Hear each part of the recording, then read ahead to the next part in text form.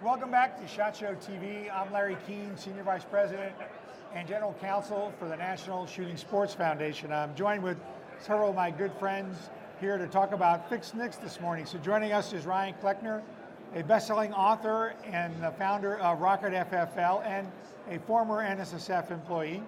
Diana Muller, who is a former member of law enforcement and a professional shooter and a good friend, and Frank Miniter from Forbes magazine. So we're going to talk about Fix NICS, which is an initiative of the National Shooting Sports Foundation. And Ryan, why don't you explain for the audience a little bit about what the Fix NICS initiative is? Well, first, NICS is the background check system that we use at the federal level for all gun purchases from dealers.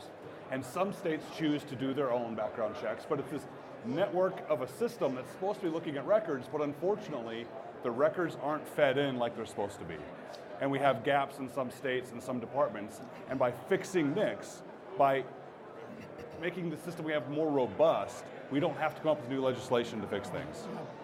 Well, unfortunately, as we've seen, many states don't put the records into the background check system, and this has been highlighted by some really tragic shootings where it turned out that the individual was able to purchase a firearm from a licensed retailer, and even though they were legally a prohibited person, because the records that demonstrated or documented they were disqualified weren't in the background check system. As you say, NICS stands for the National Instant Criminal Background Check System, which the industry supports. We saw a very recent tragic example was in Sutherland Springs, where the individual was a prohibited person multiple ways, and unfortunately the Air Force didn't put any of those records into the system. The federal government. Federal government didn't. Yep. That's right, sorry, I apologize. The federal government didn't put the records into the system, and he was able to purchase multiple firearms over a period of time from a retailer, including the firearm he used in that tragic shooting, which should never have happened. So, it's an area where there can be, I think, common ground. I know, Frank, you've looked at this issue yourself. Yeah, and as a gun owner and as a journalist, this issue has actually kind of driven me crazy because I've been talking about this since you guys started it in 2013, first state by state and now on a national level. Yeah. And when I'm on national media talking about this, I'll mention Fix NICS and all that you guys are doing to try to get these records put into this database, and I get these blank looks, even from conservatives, because they just haven't heard of it, they don't know about it, they don't get it, they think the gun lobby is really doing that, the National Shooting Sports Foundation doing that, and that's a frustrating idea that they're not able to get behind it, because it's really a very simple thing. Let's take these records, people already should be able to buy a gun, and let's stop them from buying a gun at a gun store. Yeah, I mean, it's important for the retailers. They're on the first line of defense in preventing guns from getting into the hands of criminals and people who are dangerously mentally ill. And the effort is not to expand who's a prohibited person. It's simply those that are already prohibited from purchasing a firearm, get them into the system. We saw after the tragedy in Newtown a big push by anti-gun legislators to try to have what they called universal background checks. And we always said, it makes no sense to expand the background check systems. What value is there in having more bad background checks? Let's fix the system we have and make it work. And we've had great success at NSSF in pursuing this initiative since 2013, and we've increased the records going into the background check system in just 3 years by 170%, which is really helped. But now our efforts have been focused on the states.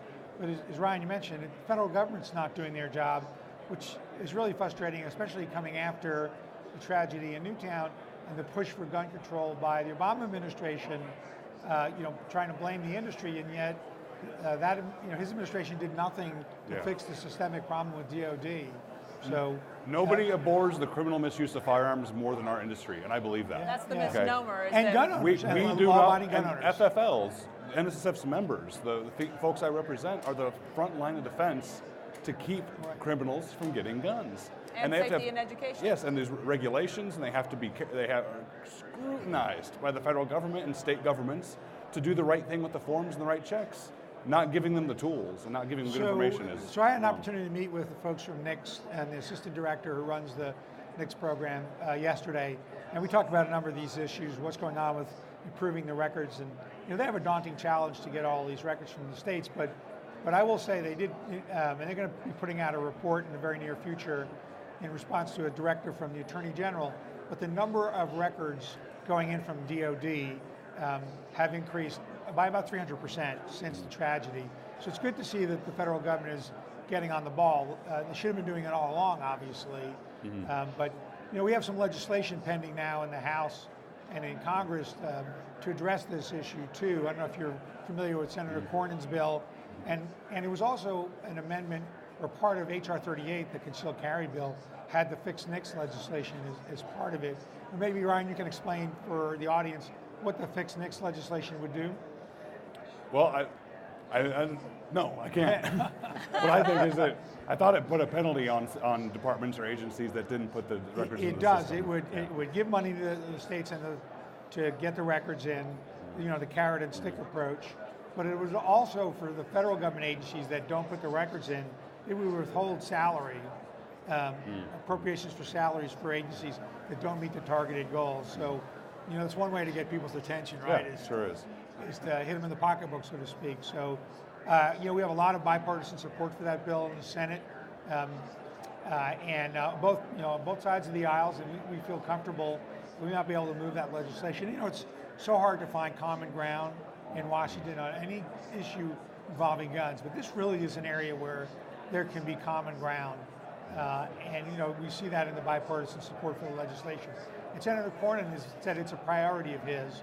He spoke from the floor of the Senate when they came back after the holidays, saying that this is a priority for him. He wants to see this legislation move. So we're really optimistic. I would encourage the audience to pick up the phone, call their senators, and urge them to support Senator Cornyn's fixed NICS legislation. And if they're already sponsors of the legislation, thank them for doing that. It's really, really important. We can't have people like this guy, this madman at Sutherland Springs, walk into a gun store and buy a gun and then use it to harm people. It shouldn't have never happened. So it's a real problem we got to get fixed. So we appreciate your Fixed NICS. Fixed NICS, yeah, clever, huh? And we're Saw what very you proud did of the there. fact that Senator Cornyn and in the House, the sponsor of the legislation in the House, Congressman Culberson, used the name of our program on the legislation. So that doesn't happen every day. So we're really very proud of that, and very proud of the effort that NSSF has been able to achieve in getting the records from the state level. There's still a couple of states left that need to do a better job. New Hampshire, Wyoming, and Montana in particular, not to single them out. Not naming But, names. So they need to do a better job of getting those records in. And again, it's not expanding who's a prohibited person. It's just getting the records of those that already should be in the system. It's enforcing the law. Yeah, Which when I read the bill, I was really kind of confused. I was like, seriously, you have to write a law to enforce the law. Yeah, yeah. As Bill Belichick would say, do your job. So, Do your job. that hurts to say that. I'm a Giants fan, so that hurts to say. What I run into, though, when I talk to journalists about this, is they want to bring in these blacklists and say, why can't we have the terrorist watch list instead put in, they're trying to shift the whole conversation. Well, because of course the Second Amendment protects us, that's why we're not using some blacklist where you don't even know who's on and so on to add this to NICS. That's a deflection of the issue instead of actually going in to fix this issue. Well, actually, we've talked to members of the Hill about this the so-called terrorist watch list, and it's easier to get put on that list than it is to get put on the no-fly list, and we all know how bad that list is. Right. And we've said that this would be the terrorist notification system. If you're a terrorist and you want to know if the government's on you, just go into a store, try to buy a gun, you get denied, you know the government's on you. Right. So, and in fact, the Bush administration, they were opposed to that legislation for precisely that reason, because the reality is whenever a check is done, the FBI bounces that person's name against the watch list. And if there's a match or a potential match, the FBI notifies the special agent in the FBI that put them on the list or other federal agency that put them on the list, so they can take whatever action they deem appropriate, which could include calling the gun shop and saying, don't sell or hold on to it for a day till we can set up on the person.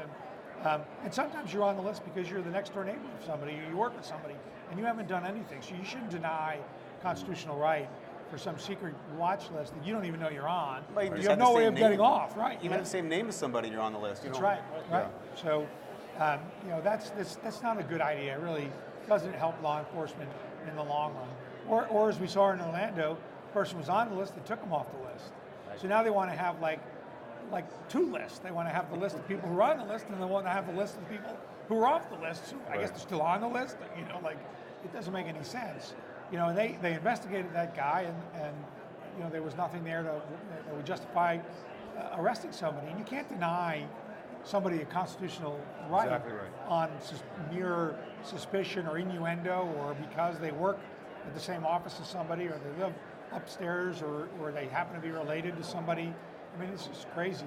The idea that you would deny a constitutional right on that is really makes no sense. But that's separate subject from the Fix NICS initiative, which we're really proud of. We got to finish with the remaining states to get those records in.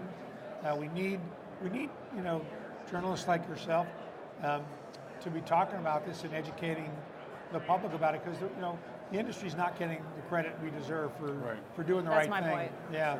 So appreciate your guys being here. Kudos to NSSF for leading the way, and something as common sense as this, but it's catching on, and it needs to happen. Well, thank you. Appreciate it. Thanks for coming by, guys. Appreciate it. That's all for now. Have a great SHOT Show. See you soon.